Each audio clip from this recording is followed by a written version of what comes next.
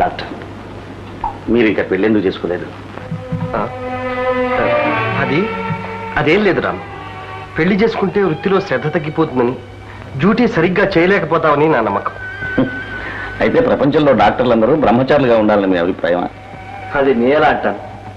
వాళ్ళ మనస్తత్వాలపైన ఆధారపడి ఉంటుంది. డాక్టర్, మీరేవేవో అర్థం లేని వాదనలు చెప్పి నిజం దాచడానికి ప్రయత్నిస్తున్నారు. నిజమా? అవును, దానికి సీత కూడా సాక్ష్యం. సీత, నిన్న డాక్టర్ గారు అమ్మగారు ఏం చెప్పారు? నేను చెప్తే నమ్మడం లేదు, నువ్వైనా చెప్పు. రాము, మా అమ్మగారు ఏదో బాధ కొద్దీ అలా చెప్పుంటారు. లేదు, జరిగిందే చెప్పారు. మీరెవరినో ప్రేమించారట, నిజమేనా? అదంతా జరిగిపోయిన సంగతి ఇప్పుడు ఎందుకులే రాము. జరుగుతున్న దానికి అదే కారణం కనుక. డాక్టర్, మీ బాధలో భాగం పంచుకోలేకపోయినా, తీర్చలేకపోయినా కనీసం తెలుసుకుని ఓదార్చడం స్నేహిత ధర్మం. నిజం చెప్పండి, మీరెవరినైనా ప్రేమించారా? అవును. ఆ అమ్మాయి మిమ్మల్ని మనసారా ప్రేమించిందా? అవును. అబద్ధం. అది శుద్ధ అబద్ధం అని నేనంటాను. ఆ అమ్మాయి ప్రేమను మీరు అనుకున్నంత పవిత్రంగా నేను భావించలేదు. ప్రేమించడం ఒక ఫ్యాషన్ అనుకుంటుంది, అంతే. అది కాదు రాము, ఆమె ఎంతో ఉత్తమురాలు. అలా ఎన్నటికీ అయిపోతుంది అనుకోలేదు కానీ ఆడుకుంది. కాకుంటే మిమ్మల్ని ప్రేమించి ఇంకొకరిని పెళ్లాడుతుందా? మీ జీవితాన్ని ఇలా నాశనం చేస్తుంది. రాము, దానికి ఏదో బలమైన కారణం ఉంటుంది. కారణం ఆడది కావడం. డాక్టర్, ఈ ప్రేమ గేమ ఒట్టి కబుర్లు. బ్రతకడం తెలియని వాళ్లే వీటిని పట్టుకుని పాకులాడతారు. డాక్టర్, మీరు చేయాల్సింది, సాధించాల్సింది ఇంకా ఎంతో ఉంది. పనికిరాని ప్రేమ కోసం జీవితం పాడు చేసుకోండి. ఇదంతా మర్చిపోయి లక్షణంగా పెళ్లి చేసుకుని మీ అమ్మగారిని సంతోషపెట్టండి. Ramu, take it easy doctor, take it easy. నన్ను మన్నించు.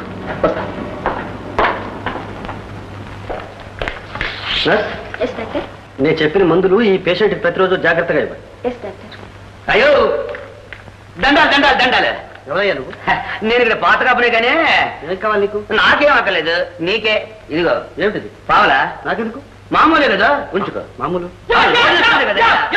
నీతో ఎప్పుడైనా చెప్పాను, నాకెప్పుడు చెప్పాను? ఇప్పుడే కనబడితే సార్, ఇతను పావలా తీసుకుని తల్లపు మాటలు కావాలని ఇక్కడే తిరుగుతున్నాడు సార్.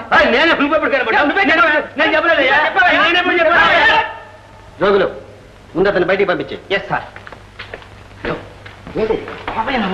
నా బయలువడవయ్యా, నా ప్రాణం పోయింది. పావలా ఆయనకి ఇస్తానే. నువ్వే కదా బాస్.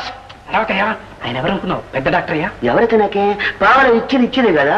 నీకేలే, ఓ నా ఉద్యోగంగా. ఉద్యోగం వద్దా? సరే గాని నేనా నిన్న చెప్పానే, బాదం హల్వా, యాపిల్ పళ్ళు అన్ని తెచ్చావు.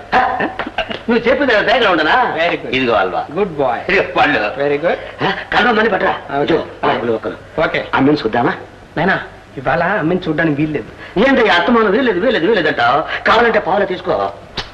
అది కదా నేను పావుల సంగతి అలా ఉంచు. సరే కానీ నైనా అసలు సంగతి ఏంటి తెలుసా? అమ్మికి మత్తు మంది ఇచ్చాం. 6 గంటల వరకు నిద్ర లేవడానికి మళ్ళీ ఏదైనా మంది కావాలంటే పావులా తీసుకో. పావుల ప్రాణం చేస్తున్నావే, మొత్తం అంతా ఇచ్చే. సరే కానీ డాక్టర్ గారు చూస్తారు, నువ్వు వెళ్ళి బయటకు వచ్చావు, నేను అన్ని ఇచ్చేసి వస్తాను. ఇదిగా అమ్మికి నేనుంటే చాలా ఇది బాగా అడిగి నేను చెప్పు. వాయస్.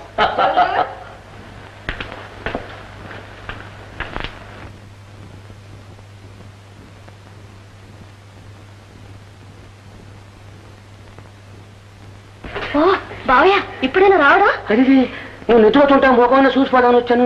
నీకు మొత్తం మంది ఇచ్చిన నిద్ర రాలేదా? మొత్తం మందా? నీకు మొత్తం మంది ఇచ్చామని ఆ టోపీ చేసాడు చెప్పడే.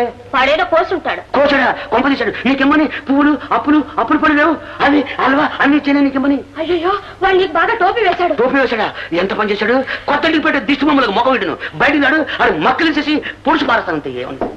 అయ్యో, డాక్టర్ వస్తున్నాడు. ఎక్కడైనా దాక్కు బావయ్య, తొందరగా రండి బావయ్య. ఎక్కడకు? నువ్వు వెనక ఎక్కడైనా దాక్కు. నువ్వా? ఏమయ్యో, నీకేం పని లేదు? చూసా నీ కోసం బాదం హల్వా, యాపిల్స్ అన్ని తీసుకొస్తే యాపిల్ తిని కాదు.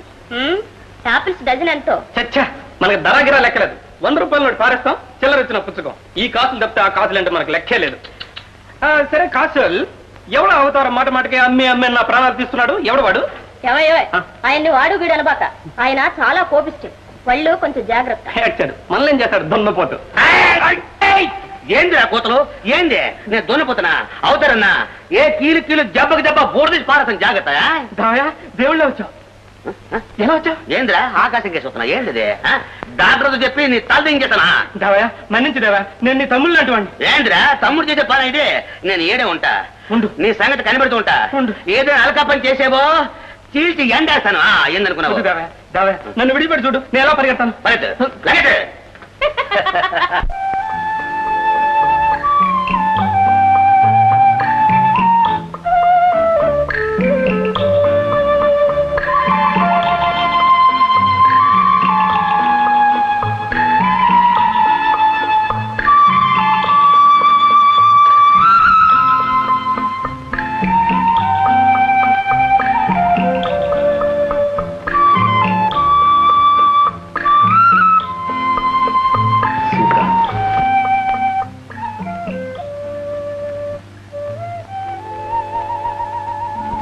నీతో ఒక ముఖ్యమైన విషయం మాట్లాడదామని వచ్చాను.